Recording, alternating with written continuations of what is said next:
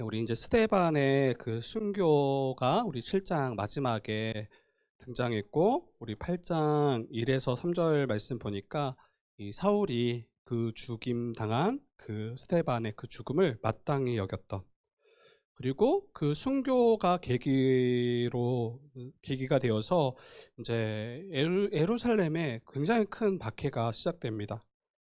그리고 이 예루살렘에 있던 대다수의 그리스도인들이 이 예루살렘을 떠나서 이제 유대와 또 사마리아 그 모든 땅으로 흩어졌더라라고 1절에서 이야기하죠.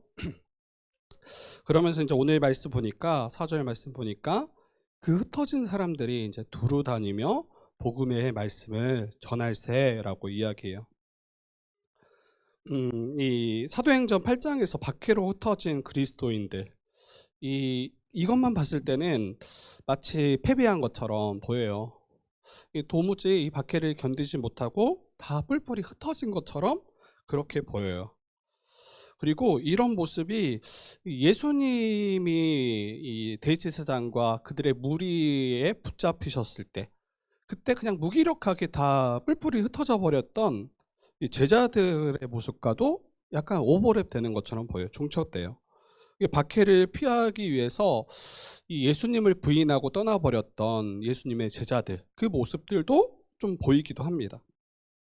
그런데 이제 그 8장 3절 이후에 4절, 그 4절 후반 부분 봐도 지금 제자들이 예수를 부인하고 떠났던 그 모습과는 많이 다르구나, 이렇게 볼 수가 있죠. 그 흩어진 사람들이 두루 다니며 복음의 말씀을 전하더라라고 이야기하는 거죠. 비록 박해로 인해서 흩어졌지만 그 흩어짐이 예수를 부인하는 것이 아니라 자기가 단순히 박해를 피하기 위해서, 그것만이 그 흩어짐이 아니라 그 흩어짐으로 인해서 예루살렘, 더 나아가서 온 유대, 그리고 더 나아가서 사마리아와 땅끝까지 이 복음이 증거되어지는 그 모습으로 지금 그려지고 있습니다. 그래서 그들이 흩어진 그곳에서 복음의 말씀, 그 하나님 나라와 그리스도를 증거하며 살아가는 그 모습을 볼 수 있는 거죠. 이 박해가 닥치기 전에는 예수께서 주와 그리스도이심을 믿는 신자들의 삶은 어떠했냐면, 이미 여러분들이 살폈던 것처럼 이 2장, 3장 보면 한 몸, 한 가족으로 자기의 것을 자기의 것이라고 여겼던 자들이 한 사람도 없고, 마치 나와 같이 한 몸으로, 한 가족으로 예수 안에서 그렇게 하나님 나라를 풍성히 누려오며 살아왔던 자들이 지금 이 예루살렘에 있었던 그리스도인들이에요. 그리고 외적으로 내적으로 여러 가지 시험들이 있었지만 그것을 잘 감당하고 도리어 이것을 그 성경의 입각에서, 하나님의 뜻에 입각해서 잘 해결하며 나아갔던 자들이 또 이 그리스도인들입니다. 교회입니다.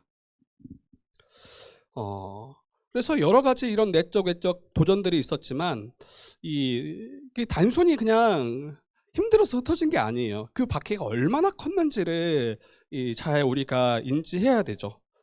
단순히 어려워서 도무지 안 되겠다 싶어서 그렇게 가볍게 지금 흩어진 게 아니라는 것을 좀 먼저 기억했으면 좋겠고, 아마 이런 큰 박해가 아니었더라면 예루살렘 밖으로 안 나갔을 것 같아요.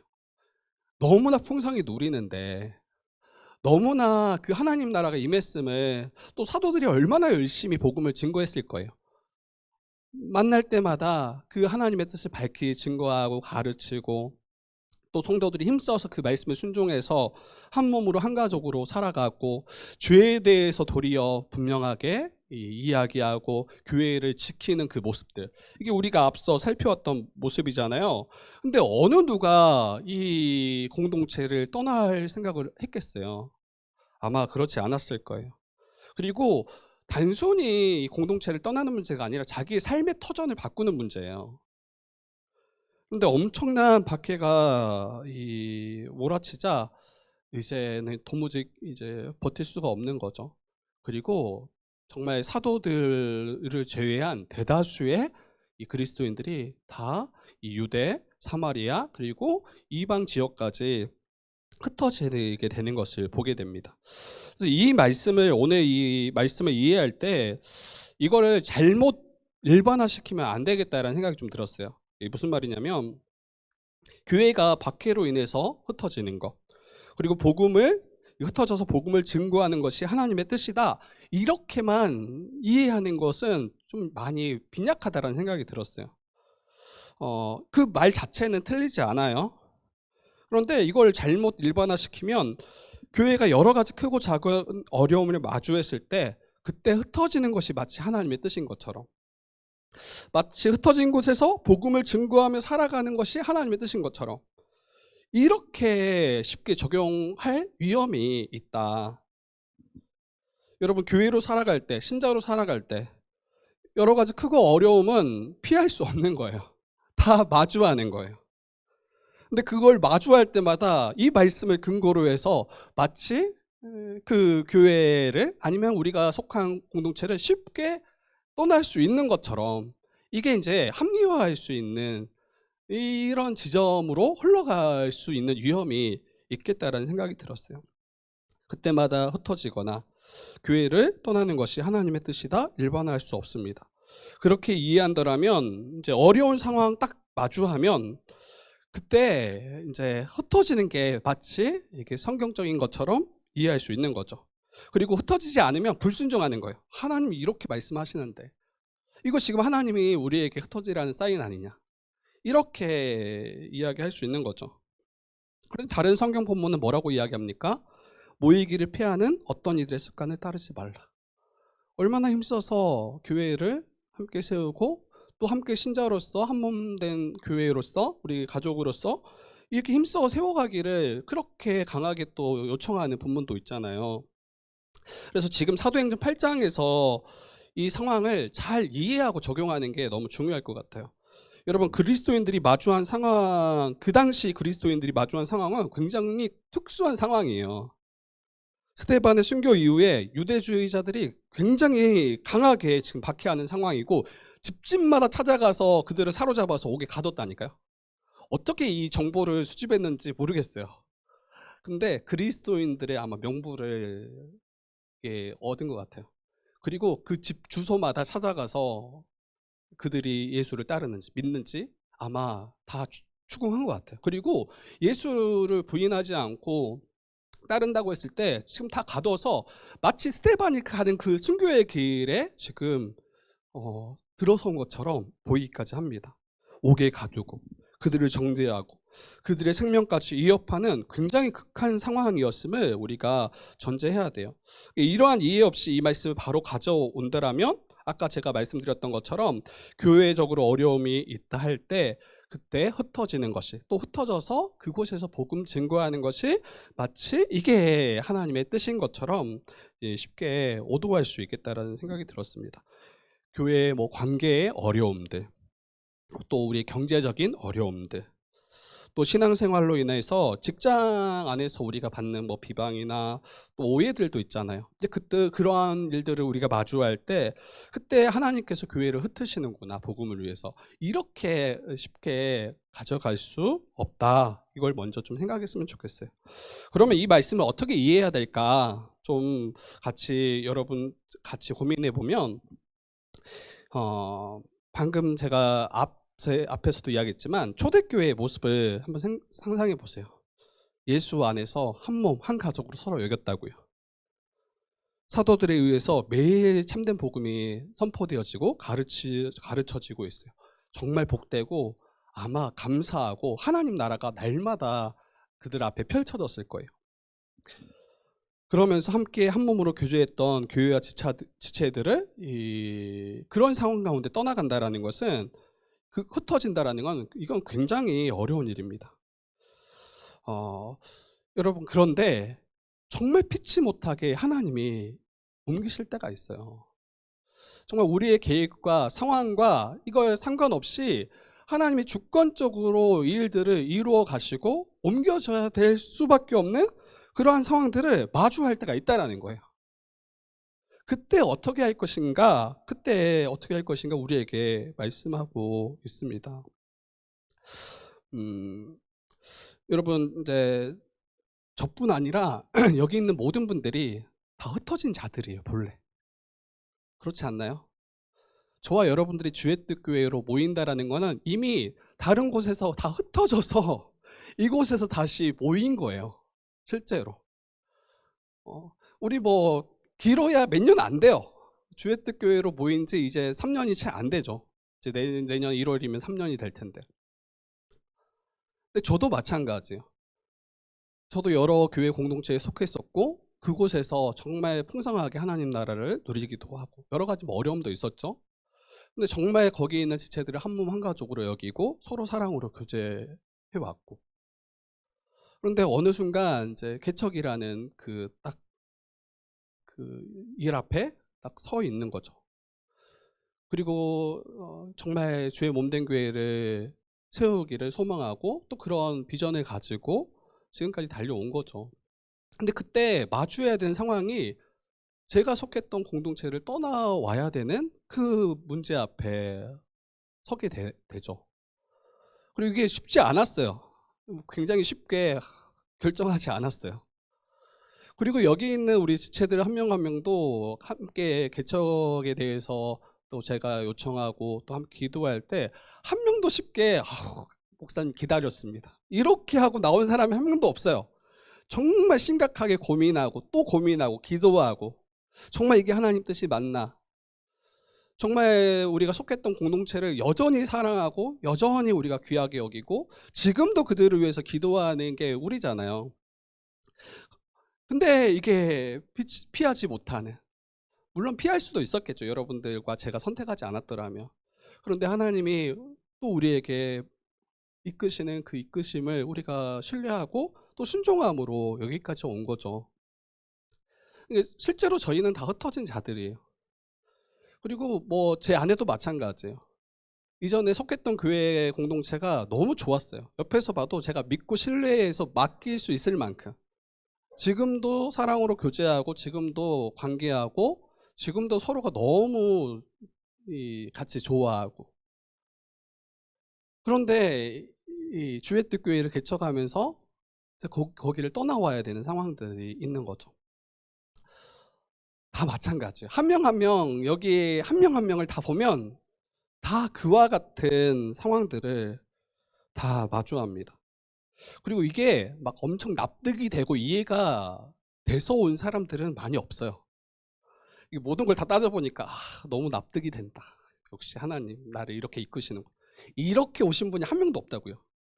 그리고 저도 그래요. 제가 전에 이제 그 성암교회라는 곳에서 한 4년 정도 사역을 했어요. 그리고 이제 새로 목사님이 부임하신 상황이 있었거든요. 근데 저는 이제 제 계획이나 제 생각은 떠나오지 않기를 제가 희망했고 소망했고, 또 가능하면 몇 년이라도 뭐 1년이 됐든 2년이 됐든 더 그 공동체에 남아서 제가 섬기는 부서나 지체들을 좀 돌봐야 되겠다. 그때 교회적 상황이 쉽지 않았거든요. 여러 가지 다툼도 많았고 힘듦이 많았거든요. 그래서 제 계획은 조금이라도 더 남는 게 제가 생각했던 계획이에요. 그리고 그게 더 하나님의 뜻이라고 저는 여겼어요. 그런데 이제 새로 목사님 부임하시고 나서 교회의 전체 뜻은 제가 떠나는 게 더 교회를 위해 더 낫겠다라고 판단하신 것 같아요. 그렇잖아요. 저는 벌써 4년이나 사역을 했고 새로 오신 목사님은 이제 관계를 형성해 가야 되는데 도리어 제가 그게 어려움을 만들 수 있는 거죠. 너무 한편으로는 납득이 됐지만 너무 아쉬웠어요. 어떻게든 좀 남아보려고 막 목사님한테도 한번 이런저런 이야기 나눠보고, 근데 결국에는 안 됐거든요. 결국 안 됐고 이제 새로 사역지를 급하게 구해서 이제 왔어요. 그게 이제 온소의 교회죠. 온소의 교회. 정말 급하게, 정말 인터넷 뒤지면서 가깝네 여기 한번 가봐야겠다. 갔죠. 그런데 그때 이제 제 청년부를 지도했었는데 그때 만났던 청년들을 보면서 하나님의 인도하심이 있구나라는 생각을 했어요. 너무 복음을 간절히 사모하고 정말 체계적으로 하나하나 배웠으면 좋겠다라는 딱 그 이야기를 들었을 때 너무 깜짝 놀랐고, 개인적으로는 이런 청년들이 별로 없는데, 그리고 정말 지금은 물론 성황교회도 너무 귀하고 그곳에 있는 지체들도 너무 귀하지만 거기에서는 제가 할 수 있는, 가르칠 수 있는 건 최대한 가르쳤거든요. 이제 그 말씀을 붙잡고 그들이 어떻게 행하는가, 저는 그 문제였다고 생각해요. 지금 돌아와서 보면 그리고 지금 그때 이제 제가 온서울교회로 옮겼을 때는 정말 복음이 꼭 필요하고 들어야 되는 그러한 상황이었던 거죠. 그래서 돌아봤을 때 정말 하나님의 이끄심이 있구나.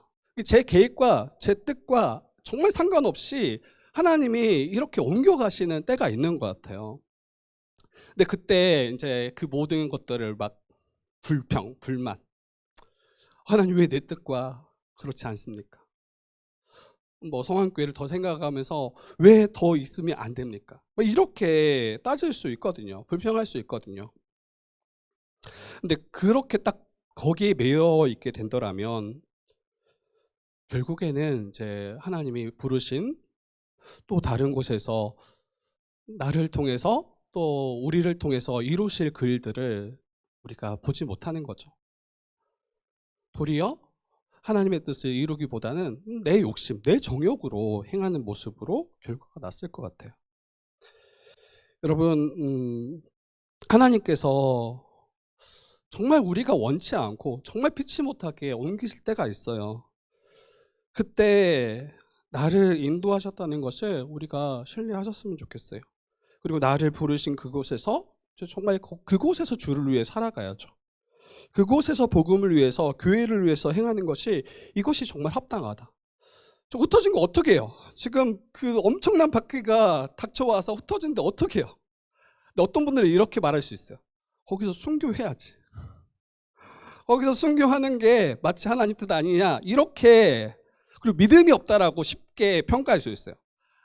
여러분, 순교 자체가 하나님 뜻이 아니에요. 그 스데반이 우리가 궁극적으로 추구해야 될 그 방향이 아니에요. 스데반은 스데반을 부르시고 스데반을 사용하신 그것에 합당하게 순종하며 살아갔던 모습이고, 다른 그리스도인들은 어때요?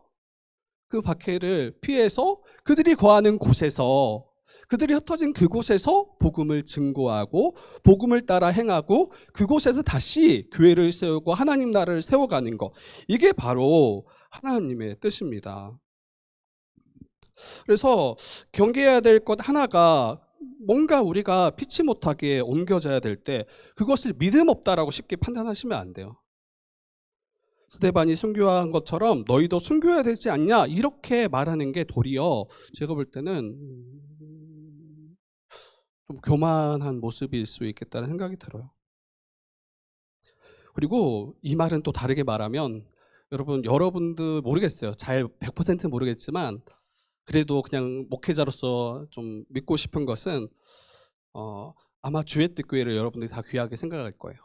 그리고 어떤 분들은 정말 내 남은 평생 이 주의 뜻 교회 가운데 함께 했으면 좋겠다 이렇게 약간의 생각은 가지고 있는 분들도 있을 거예요. 뭐 순간순간 바뀔 수 있죠. 좀 약간 뭐 목사가 꼴 보기 싫다거나 이러면 정말 내가 한번 언젠가는 내가 정말 이럴 수 있죠. 이럴 수 있죠. 그런데 그런 마음, 정말 주의 뜻을 귀하게 여기고 여기에서 나의 평생을 함께 했으면 좋겠다, 사랑하는 지체들과 함께 했으면 좋겠다, 이렇게 마음을 가질 수 있어요. 그런데 그것도 주님께서 허락하신 때까지예요. 그렇지 않나요? 허락하신 때까지 그러면 우리는 어떻게 살아야 됩니까? 힘을 다해 교회로 살아가야죠. 이 말은 주의 뜻 교회를 떠나십시오 여러분, 이 말이 아니에요. 또 우리 목사님 또 정말 안 그래도 약간 마음이 있었는데 잘 됐다, 역시 말씀의 응답이다, 이렇게 여러분 생각하시면 안 돼요. 우리의 계획과 뜻이 아닌 하나님의 계획과 뜻을 더 구해야 돼요. 이게 더 옳고 이게 더 합당합니다. 그래서 이 말씀처럼 그 흩어진 사람들이 두루 다니며 복음의 말씀을 전할세, 이 말씀처럼 정말 우리의 계획과 생각과 상관없이 우리를 때로는 흩어지게 하시고 또 때로는 떠나가야 되는 상황을 마주할 때, 그때 그 자리에서 우리는 신자로 그리스도인으로 살아가는가, 이게 이 말씀의 중요한 적용점이 될 것 같아요. 그리고 사마리아 지역에 복음이 전파된다, 이것도 굉장히 놀라운 거예요. 여러분, 핍박으로 인해서 믿는 자들이 다 흩어졌잖아요. 그리고 이 사단은 이게 굉장히 주요했다고 생각했을 거예요. 이 정도 핍박했으면 이제 다 흩어지고 다 예수 부인하고 살아가겠지, 이렇게 아마 기대했을 거예요. 그런데 흩어진 자들이 어때요? 주와 그리스도를 부인하는 것이 아니라 그들이 거하는 곳에서 이 복음을 증거하고 더 이 복음이 확장되고 더 교회가 견고해지는 일들이 일어나는 거예요. 그리고 사단은 깨달았겠죠. 실패했구나. 이 핍박, 이런 것으로는 결코 신자들의 믿음을 꺾을 수 없구나. 아마 깨달았을 거예요. 아무리 극심한 핍박이라 할지라도 핍박 자체가 복음을 막을 수 없습니다. 때로는 어떤 분들은 이 핍박 때문에 믿음을 부인할 수 있겠죠. 예수를 부인할 수 있겠죠. 그러나 거대한 흐름 가운데 이 핍박이 그리스도인들을, 기독교를 한 번도 제대로 꺾은 적이 없어요. 근데 여기서 주목해야 될 것은 이 복음이 증거되어지는 지역이 여러분 사마리아라는 거예요. 사마리아. 그리고 7 집사로 불려졌던 그 7명 중에 한 명인 빌립 집사가 여기에서 등장합니다. 그리고 사마리아 성에 내려가서 그리스도를 전파하기 시작했다라고 이야기해요. 이 사마리아 지역, 이제 여러분 이제 지도를 보시면 이스라엘 지도가 쭉 길게 이렇게 쭉 펼쳐졌더라면 사마리아 지역이 그 이스라엘의 정중앙이에요. 위쪽으로는 갈릴리 그 바다를 중심으로 해서 그 갈릴리 지역이 있고, 그 사마리아 땅 밑으로는 유대 지역이에요. 예루살렘이 있고, 그런데 그 딱 정중앙에 사마리아 땅이 있거든요. 근데 이 사마리아는 어떤 곳이냐면 이 이스라엘 전 지역에서 굉장히 소외받고, 그리고 굉장히 적대하는, 그러니까 같은 분명히 동족이 맞음에도 불구하고 동족으로 여기지 않아요. 이교도들처럼 여기고, 한 가족이다, 한 동족이다, 한 민족이다, 이런 인식이 없어요. 그런 상황 가운데 사마리아인들이 계속 살아왔던 거죠. 이건 굉장히 이스라엘 역사에 굉장히 슬픈 역사이기도 해요. 단순히 갈라진 게 아니라 북이스라엘과 남이스라엘, 이 분열 왕국 시대에 아수르가 이제 북이스라엘을 쳐들어오거든요. 근데 그때 아수르에 의해서 722년, BC 722년에 완전히 북이스라엘이 패망해요. 그리고 나서 이 아수르가 어떤 정책을 펼치냐면 그들을 포로로 끌고 가는 것뿐 아니라 그 사마리아 지역에, 그 북이스라엘 지역에 이 아수르인들을 이주시켜서 그들과 혼합되도록, 그래서 이제 그들을 자기 백성 만들기 위한 정책인 거죠. 혼합시켜서 이제 이스라엘 사람들과 아수르인들이 서로 통혼하고, 그리고 단순히 통혼하는데 그치지 않고 이제 그들이 믿는 이방 신을 이제 전파하는. 그래서 이 다른 이스라엘 백성들이 사마리아인들을 어떻게 여겼냐면 잡종이다, 이렇게 여겼어요. 잡종이다, 순수하지 못한 하나님 백성이 아니다라고 여긴 거예요. 그리고 단순히 이게 통혼뿐만 아니라 아까 이야기했던 것처럼 이방 신들을 굉장히 많이 이제 수용할 수밖에 없는 그런 상황으로 흘러간 거죠. 그래서 이교도들이다라고 완전히 선을 긋고 그들을 적대했어요. 근데 이 적대의 역사가 1000년이 넘어가요. 예수님 당시 때. 그러니까 한두 해에 걸쳐서 지금 적대하고 서로 미워하고 다툰 게 아니라 1000년이라는 그 역사 가운데 서로 그토록 미워하고 적대하고 서로 개와 같이 여기고 이렇게 부딪혔던 자들이 사마리아 그 지역 그 사람들입니다. 그런데 박해로 인해서 사마리아 그 땅에 그리스도인들이 들어가기 시작하죠. 아마 저 이제 한번 이거 쭉 말씀 살피면서 이런 생각 들더라고요. 왜 사마리아 지역으로 갔을까? 가까워서 간 게 아니에요. 제가 보니까 그 유대주의자들의 박해가 그토록 컸는데 그 박해가 미치지 않는 곳 중에 한 곳이 사마리아 땅인 것 같아요. 안 들어갔다니까요. 그리고 이 갈릴리에서 유대 지역으로 내려오려면 직선 거리는 사마리아 땅을 거쳐와야 돼요. 근데 유대인들이 어떻게 했냐면 아무리 멀어도 사마리아 땅을 안 밟았어요. 삥 돌아서 내려가고 삥 돌아서 올라가고, 그토록 이 상종하는 것조차를 싫어했던 이들이 사마리아인들인데, 지금 만약에 이 그리스도인들이 사마리아 지역으로 도피했더라면 유대주의자들이 안 들어갔을 것 같아요. 그래서 가장 도피하기 좋은 피난처 중에 하나가 사마리아 땅인 것 같아요. 근데 그 가운데 지금 빌립이 또 그리스도인들이 복음을 증거하고 있다라는 거예요. 근데 이것도 여러분 이해가 안 돼요. 그냥 단순히 도피하고 끝나야 될 문제예요. 도피하고 끝나야 돼. 거기 가서 그 적대하는 그들에게 복음을 증거한다라는 것 자체가 안 맞아. 잠깐 몸을 숨기고 다른 곳으로 도피해야 이게 맞는 건데, 거기서 어떻게 예수 그리스도를 증거하고 예수 그리스도의 그 복음, 십자가의 복음을 증거하고 하나님 나라의 복음을 그들에게 증거할 수 있었나? 여러분, 사도행전 1장 8절 그 주님의 마지막 명령을, 그 말씀을 기억하고 있는 거죠. 너희에게 성령이 임하시며 예루살렘, 온 유대, 사마리아와 땅끝까지 나의 증인 되라. 그 말씀. 그런데 여러분, 그 명령만 가지고 할 수 있는 게 아니에요. 여러분들이 생각해 보세요. 진짜 죽도록 미워하고 한두 해가 아니라 수십 년간 그렇게 반목하고 다투고 미워하고 살아왔는데 예수님이 말씀하셨어. 가서 사랑하라. 가서 그들에게 복음을 증거하라. 그때 여러분들이 가겠냐고요? 증거하겠냐고요? 이 사람만큼 안 됩니다 라고 이야기하기 쉽죠. 근데 이 비슷했던 장면이 누구에게 있냐면 요나예요. 요나. 니느웨, 그것도 아수르인데, 아수르의 수도가 니느웨인데 요나에게 말씀하시죠. 가서 너희들의 죄악으로 인해서 하나님이 심판하실 거다. 그래서 회개하라. 이거 전하라고 요나를 보내셨는데 요나가 싫어해요. 나는 안 갑니다. 못 갑니다. 왜? 원수였거든. 자기의 나라를 수차례 약탈하고 자기 민족을 괴롭혔던, 자기 민족을 눈물 흘리게 했던 자들이 그들이거든. 그런데 자기에게 가서 하나님의 심판을 선포하고 회개를 선포하래. 아니, 못 가겠다라는 거야. 그래서 다시스, 니느웨가 아니라 다시스로 가는 배를 타게 되죠. 그리고 여러분들이 아는 그 스토리가 이어져 가는 거죠. 그러니까 단순히 명령했다고 해서 갈 수 있는 게 아니에요. 그걸 정말 인정하고 이걸 믿고 정말 이게 하나님의 뜻임을, 그리고 이것이 옳다, 합당하다 이렇게 인정하느냐, 이 문제가 있는 거예요. 그런데 지금 그리스도인들은 어때요? 이거를 감당하고 있어요. 마지못해 하는 게 아니에요. 그 결정적인 그 부분이 뭘까요? 성령이 임하시면.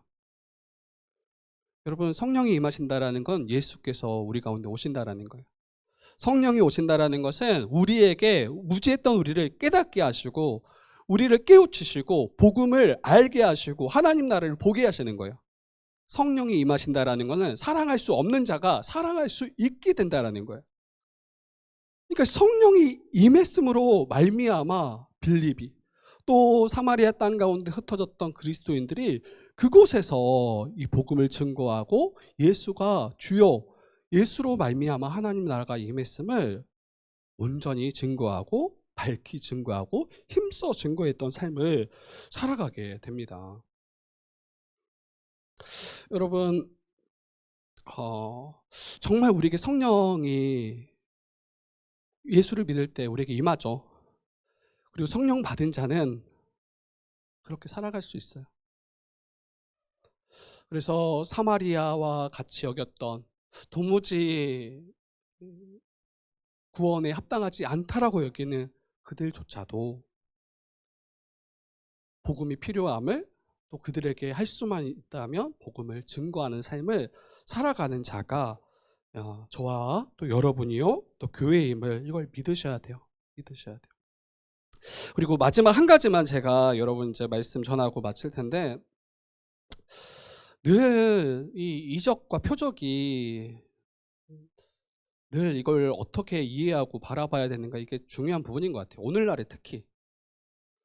우리 일상에서 이런 이적과 표적을 자주 마주할 수 있는 게 아니잖아요.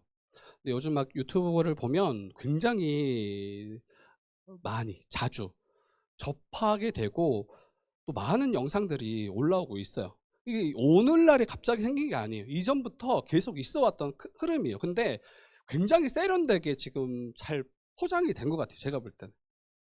그래서 뭔가 있는 것처럼, 정말 뭔가 이게 성경이 말하는 일들이 그대로 일어나는 것처럼 이게 보여지기 시작합니다. 오늘 이 사마리아 이 땅 가운데 지금 복음이 증거되어질 때 여기도 마찬가지예요. 7절 보니까 어때요? 많은 사람에게 붙었던 더러운 귀신들이 크게 소리 지르며 나가고 또 많은 중풍병자와 못 걷는 사람이 나았더라라고 이야기해요. 그러니까 복음이 증거되어질 때 또 이 복음 가운데 이 거할 때 여러분 하나님 나라가 임하기 시작해요. 그리고 그 임했음을 밝히 보여주는 그 표적이 바로 이 병고침과 또 이 귀신이 축출되는 귀신이 쫓겨나가는 그 일들과 연결되어 있죠. 그런데 이 하나님 나라와 크게 연결시키지 않고 단순히 그 표적과 이적에 포커스를 두고 이 일을 행하는 이가 하나님의 참된 종이요 하나님의 사람이다. 그리고 그를 이제 무비판적으로 추종하게 되는 일들이 계속 일어나고 있는 것 같아요. 그리고 굉장히 많이 혼란을 주고 있어요. 마치 그를 따라야 생명이 있는 것처럼 거기에 복이 있는 것처럼, 그리고 그러한 일을 행하지 못한 자들은 거짓 사역자나 잘못된 사역자나 능력이 없는 사역자인 것처럼 계속 비춰지고 있어요. 비춰지고 있어요. 그러면 정말 그러냐는 거예요. 정말 그러냐는 거예요. 이러한 놀라운 능력을 행해야만 마치 참 사역자고 참된 교회라고 할 수 있냐는 거예요.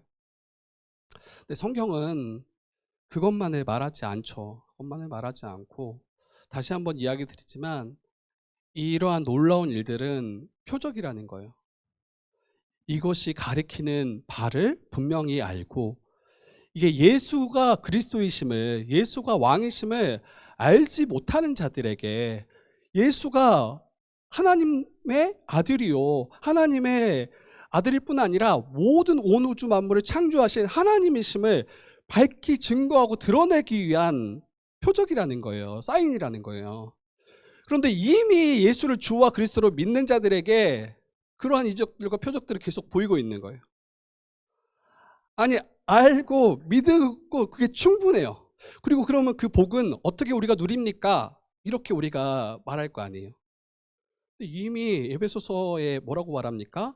하늘에 속한 신령한 모든 복을 너희에게, 교회에게 다 주었다 라고 이야기하잖아요.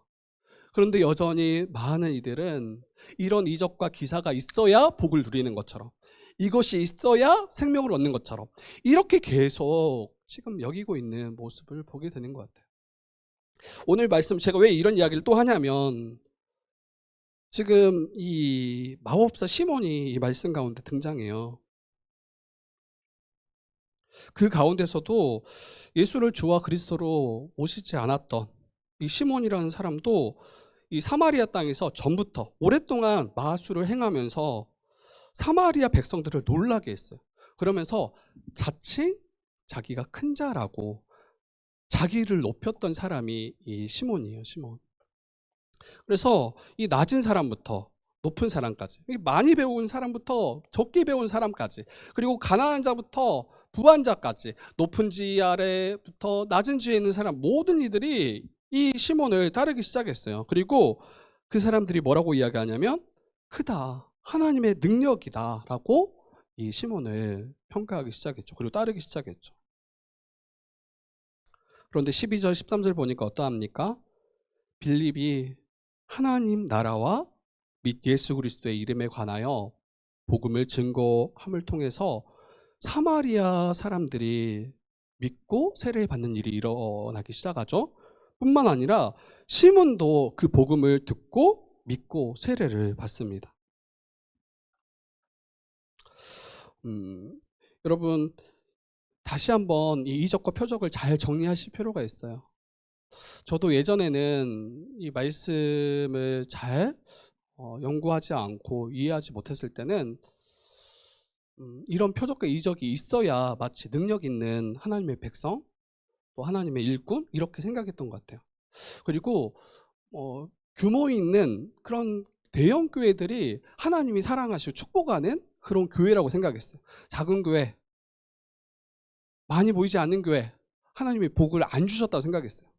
아니, 복 주셨는데 이렇게 작을 수 있다고? 이렇게 생각했다고요.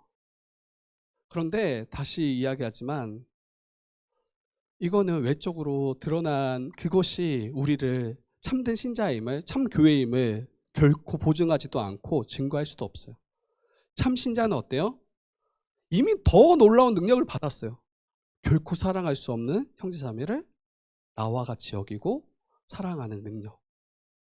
이전에는 내 뜻과 내 마음대로 행했던 그러한, 나밖에 몰랐던 그러한 자가 이제는 내 뜻을 내려놓고 하나님의 뜻에 온전히 순종하며 따라가는 그 능력. 여러분, 제가 볼 때는 귀신 쫓아내는 능력보다 훨씬 가치 있고 훨씬 뛰어난 능력인 것 같아요. 저도 약간 좀 귀신 쫓아냈으면 좋겠어요. 여기 귀신 또 누가 혹시 들어간 분 혹 있더라면 좀 불러서 막 너 누가 너 안에 있어? 막 이렇게 이야기하더라고요. 근데 갑자기 대답이요. 나는 뭐 어떤 뭐 영이 있고 뭐 막 계속 와, 물론 그럴 수 있어요. 물론 그럴 수 있는데 그 후에 그 사람이 정말 신자로 살아가느냐, 정말 교회로 살아가느냐, 정말 하나님이 주시는 참된 복과 안식을 누리며 살아가느냐, 이거는 정말 다른 문제예요. 다른 문제. 그래서 여러분, 정말 여러분이 여기에 크게 흔들리지 않았으면 좋겠어요. 왜 제가 이런 이야기 하냐면 제가 보니까 제가 흔들리더라고요. 이거 뭔가 있는 것 같다, 막 이런 생각이 막 들면서 괜히 제가 막 요동치는 거예요. 여기에 우리도 이런 것들을 추구해야 되지 않나? 이런 생각들. 근데 이게 복음 안에 있지 않았더라면 저는 진짜 많이 흔들릴 것 같아요. 진짜 많이. 여러분들 걱정하지 마세요.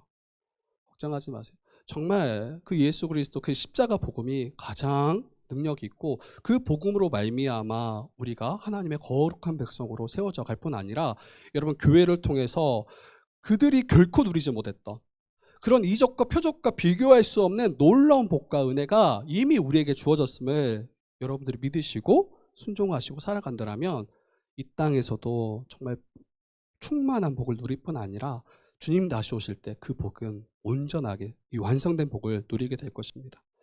그래서 우리는 이를 위해서 그럼 어떻게 행해야 될까 한번 생각하고 이제 마칩시다. 여러분, 사랑하는 마음을 부어주시기를 구했으면 좋겠어요. 사마리아 그 땅까지. 그러니까 우리가 결코 함께할 수 없다라고 여기는 그들에게까지도 이 복음을 증거할 수 있는 그 주님의 사랑을 우리에게 부어주십시오. 그리고 무엇보다도 정말 그 하나님 나라와 십자가 복음을 분명히 알아갈 수 있도록, 배워갈 수 있도록, 그 충만한 장성한 분량까지 나아갈 수 있도록 우리를 가르치시고 우리를 훈련시켜 주십시오. 단순히 이적과 표적을 구하고 따르고 거기에 요동하는 자가 아니라 정말 주님으로 말미암아 세워진 교회를 통해서 하나님 나라의 복과 안식을 충만히 누릴 수 있도록 하나님 우리 가운데 역사하여 주십시오. 이렇게 구하셨으면 좋겠어요. 그리고 이걸 힘썼으면 좋겠어요. 그러면 우리는 계속 복음을 증거하며 살아가게 되겠죠. 지금은 좀 미비할 수 있어요. 그리고 아쉽다라는 생각이 들어요. 저조차도. 제 자신을 보는 저조차도. 그런데 여기에 결코 머무를 수 없죠. 땅끝까지 주님의 증인 되라고 하셨던 것처럼 우리가 그런 증인으로서 살아가는 우리 주의 뜻 교회 되기를 주님의 이름으로 축복하고 또 부탁드립니다.